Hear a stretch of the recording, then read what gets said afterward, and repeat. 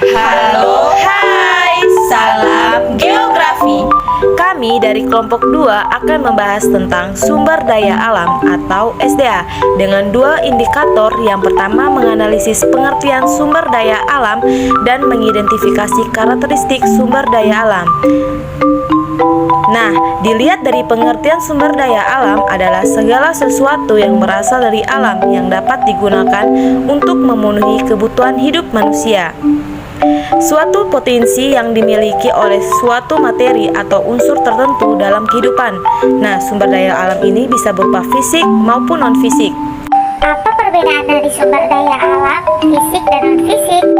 Pertanyaan yang bagus, mari kita bahas bersama.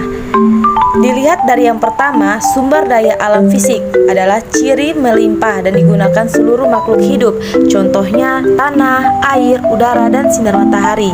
Sedangkan non-fisik adalah sumber daya alam yang bukan berasal dari makhluk hidup.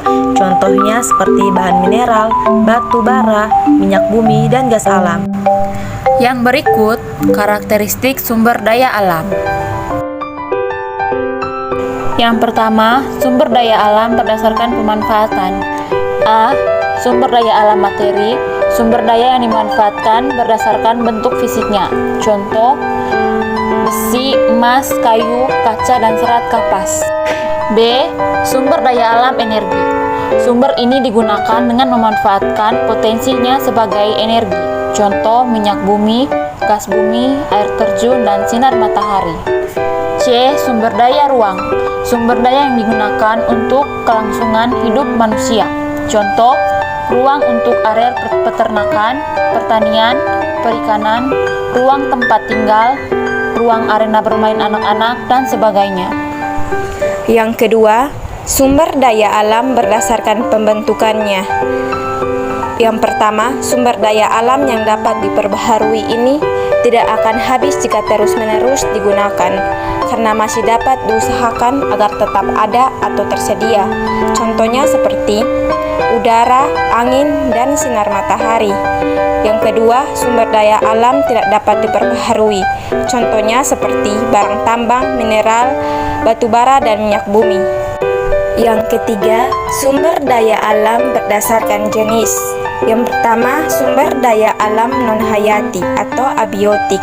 Sumber daya alam non-hayati yaitu semua kekayaan alam yang berasal dari benda mati. Contohnya, air, bahan tambang, dan batuan.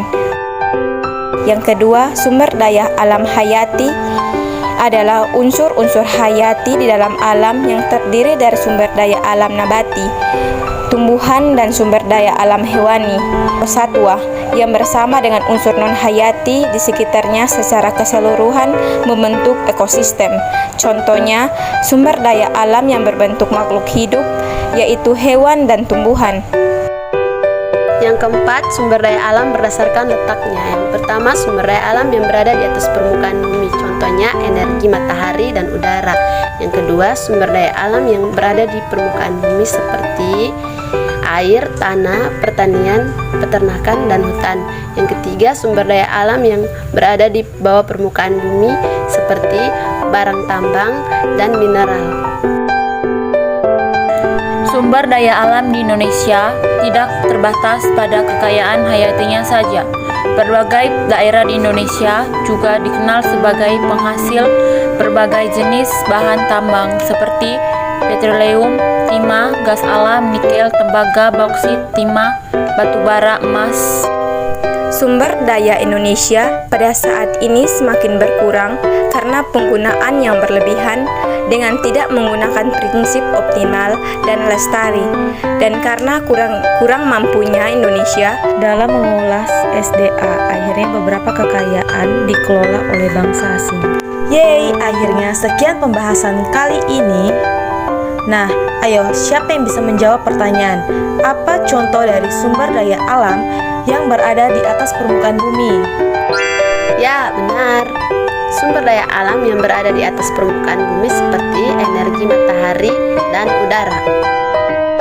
Sekian dari materi sumber daya alam. Terima kasih, tetap semangat, salam geografi. Dadah!